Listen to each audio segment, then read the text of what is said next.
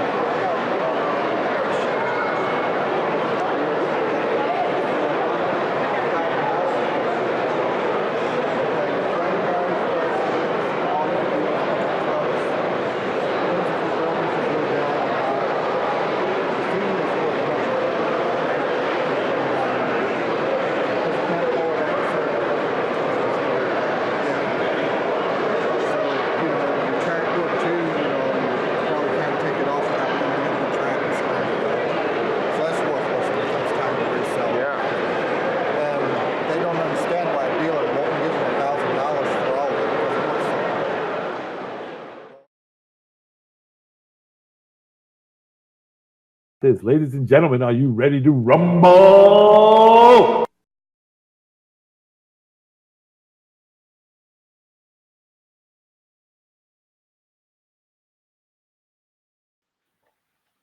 We're live. Hi, everybody. Welcome to Model Railroading Live. Tonight is Who's Big Bill Talking To? And it's July 24th, 2019, 9:01 p.m. Eastern Standard Time. We're broadcasting live from the greatest city in the world, Staten Island, New York, and as well as in Nevada as well. Covering all four corners of the earth tonight. Tonight's guest, what's that? Oh, don't make me come over there with a baseball bat. I'll take care of things. So anyway, we were supposed to do this show back in when, Don Jr.? Oh, God. I think it was a couple months ago, I think. Yeah. May, yeah.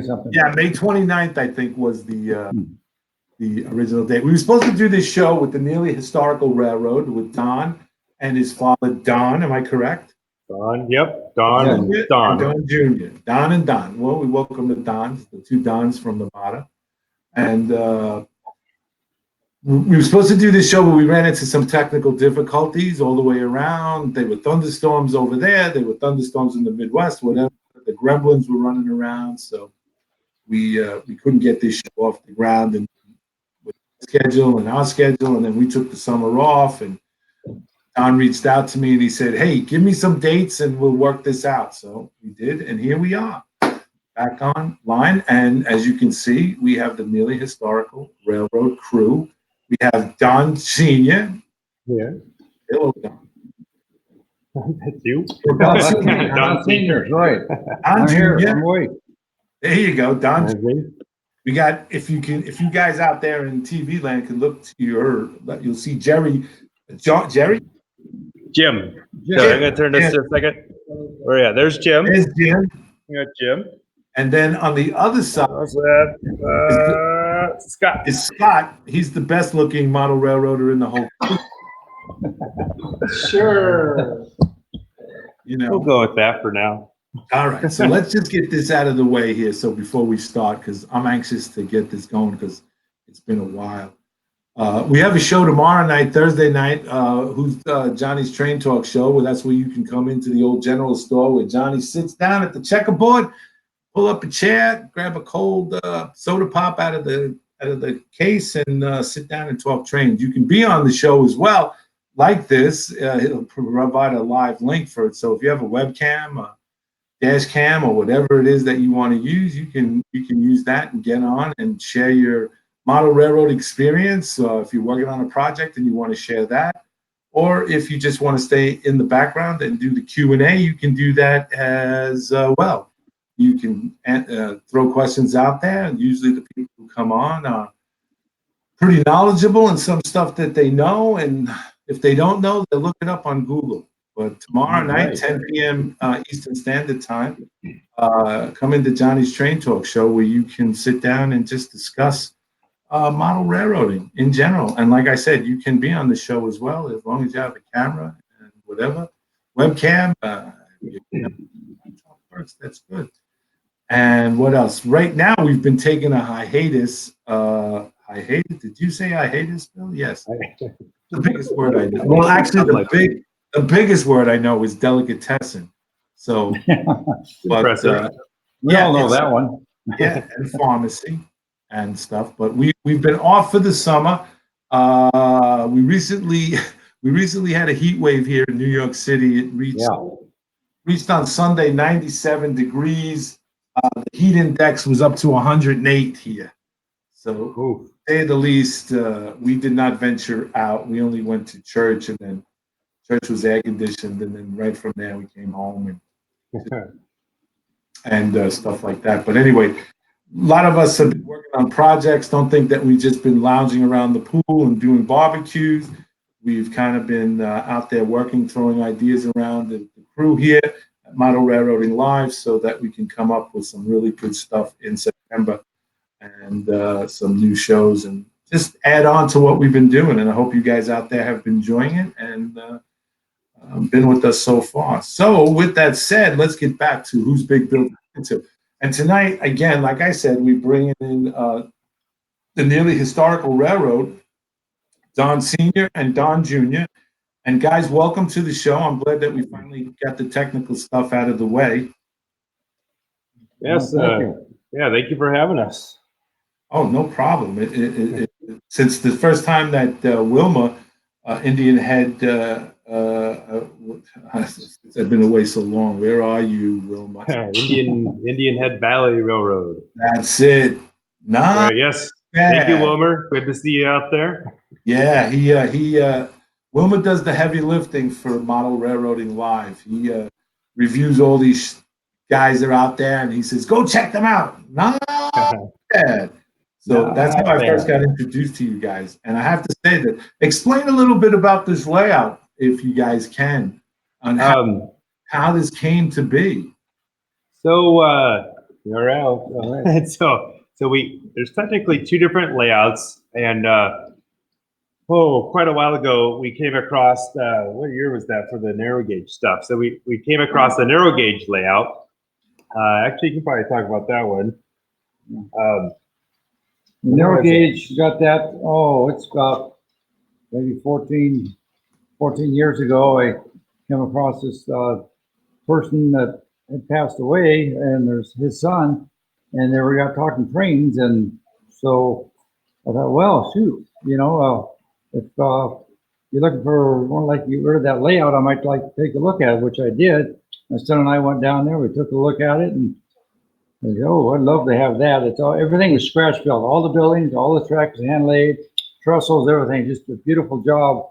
And his wife wanted to get rid of the layout so she could sell the house and move back up to Reno. So we went down, looked at it, and said, well, that's nice. How are we going to get it out of there? Because as you all know, these layouts are not made to be moved. Nope. So we said, yeah, we'll take it. Well, she said, just buy the trains and you can have the layout. They had several narrow gauge locomotives and freight cars, and I said, that's great. So she just said, make me an offer. And well, I said, no, I was in between jobs. I really didn't have a lot of money. So I made her this ridiculously low offer, and she took it. So we went and got the biggest moving truck, U-Haul truck that we could find, and we filled it up. We went down there and spent the whole day cutting it all into sections, and then had to build shelves and stuff inside the truck so that we could get each piece in separately. And we wound up, got it here, and then it took a few years. I had no place really to put it. I was just say that was actually back in 2000. It looks like. Yeah. And then we got our notes here, trying to remember what these things. Yeah, what size was it? 2000, Though? right? It was We moved it up to 16 by 32. Is that right? 16 by 32 is about the 16 size. by 32, the size of it. Right. And it wasn't completed. As quite a bit was completed, but not the entire layout. We had the original drawings or plans for the layout. We got those, and so we knew what he was doing. And so when we moved it, we knew what went where, and it all worked out good. But we had to keep it in storage. We went to a storage shed, and I went to a house I had previous to the one we're in now, and it's set there in a 3-car garage. We had it kind of stacked up in the. Actually had it hanging So- from the rafters in Yeah. different sections for years. Yeah. So, And that's finally we bought this house here, so we moved it over here. The reason we bought this house was it's got this oversized 5-car garage. It's 30 feet by 50 feet. So we didn't have any problem with room bringing it in here. which I don't think he actually noticed the house. He just noticed That's the the garage. 40 by 50 foot garage in the backyard. Did a house come with the garage? I think there was a house with it too. Your wife likes it, but Right. yeah. So Of course, we got air conditioning out there, and she just got a swamp cooler inside, so Right. she rubs that in all the time. So, but anyway, we got it in here, and it's kind of a U shape, and we got it pretty much operational in a U shape in here.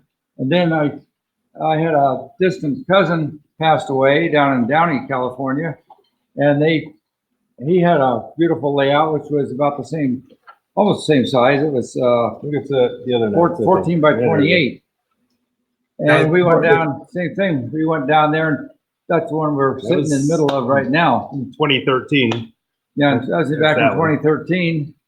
And we went down there and looked at that and we took a little help with us, but we had no idea what we were getting into when we got down there. It was a great layout. It started actually in about 1968 or 69, started building this. And it's changed over the years like a lot of them do. You're always going to make changes. You're never done with them. Right. So we went down there, we looked at it and, yeah, I think we can do that all right. We'll just take a couple days. We'll have that thing taken apart and load it up and we'll head back Just a up to couple Reno. And we got down there and it was, all the trains were sitting on the track still there. We had to box up all the trains, locomotives, which were several cars. We had to get all that packed up so it was be shipped without doing any damage to it. Then we got underneath the layout and saw all the wiring underneath there. And right behind us there's a clump of wires. There's 70 wires going across there. And Every we got color, this- every color of the rainbow. yeah, they're all different colors. And then we went and tried to decide how we're going to cut it up. We thought we were going to cut it in 4 pieces originally. We wound up cutting it in 7 pieces. But it was just trying to. I'm gonna show you some pictures. If Sure. that's all right. While we're talking about that, I just realized I have pictures of what we're talking about right now. Right. Um, Show and tell. I like that. Yeah, right. While you're getting those up, just let me go over some of the things here. Go ahead, bring that. There we go. You see that? All right, good.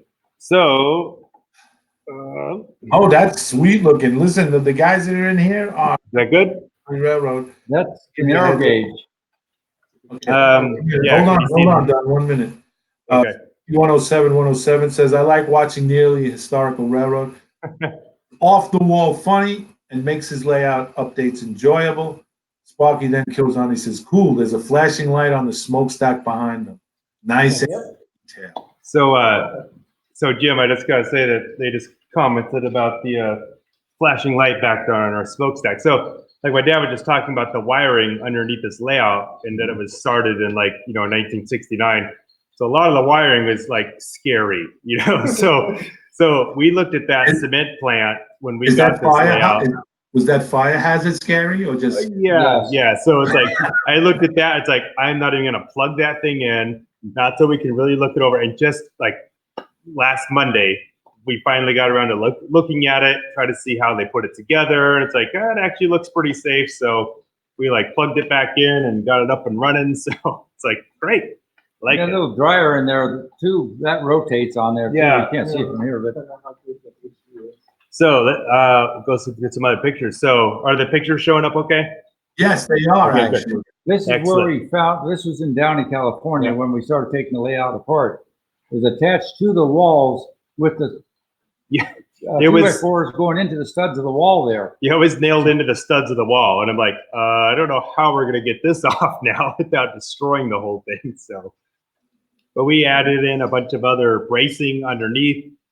And also too, there's a whole lower staging yard. I'm using my hands. You can't see my hands, but there's a whole lower staging yard that was underneath Yeah. this. Right underneath that goes the whole length of the layout. Right. And we decided that I think it's going to be easier to actually remove the lower section first. Can you see my mouse on there or not? Yes. Okay, good. So we added this bracing to hold the upper level as we removed the lower level first. So, And the mountain in the back corner there, we had to chop that off. oh yeah, so we it had to cut fit that to the off. door down here. So I just got to jump ahead a little bit, but what's kind of neat is these layouts, they're kind of already together, but once we got them, we put them all together and then, upgraded it to DCC and that type of stuff. I'll show you a little bit of that and some pictures. But then we've added our own stuff. We've added a lot of our own stuff and we've kind of connected these two different layouts together. We have some dual gauge stuff going on and just kind of connect them all together. Another picture of dismantling the old. Yeah, that's the original room it was in. This is man. this is one of the sections we took outside, and this was like the most difficult section to take apart because like one side, No support. yeah, there was no matter how you cut it, one side was gonna fall apart. So it's like, so we managed.